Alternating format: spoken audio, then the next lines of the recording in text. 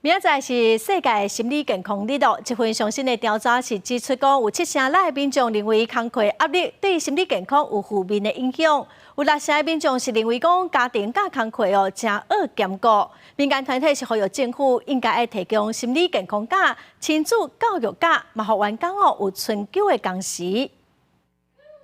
透早上班，赶紧入去办公室，坐伫办公桌仔头前，准备开始规工的工课。上班互人感觉心情压力真大。有民间团体伫10月初10世界心理健康日进前发布一份调查，调查显示有7%的民众认为工作压力真大，这款压力对心理健康会造成无好的影响，感觉日子真郁卒。忧郁或是焦虑的这样的一个状况哈，那其中有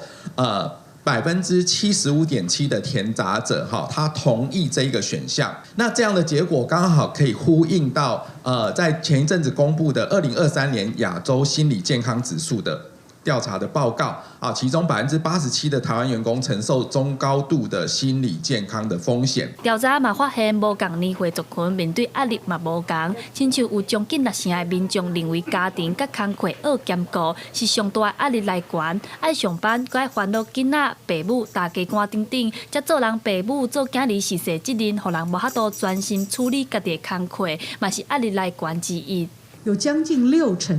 的问卷填答者认为他的压力是来自照顾家庭。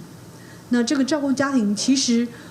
尤其以我们现在是一个老龄化的社会，它会越来越扩大。为着要健全上班族的心理状况，民间团体呼吁政府应该爱提供劳动者一张心理健康假、亲子教育假，佮有春久的工时，互一寡劳工有时间去处理厝内的代志，较免一间大家双头提，才头路人才有法度好好上班。因嘛呼吁政府参考调查结果，用年岁来思考心理健康论性计划，维护个人的健康，鼓励企业创造有品质佮健康的上班环境。记者陈阿双、柯敏哲台北报道。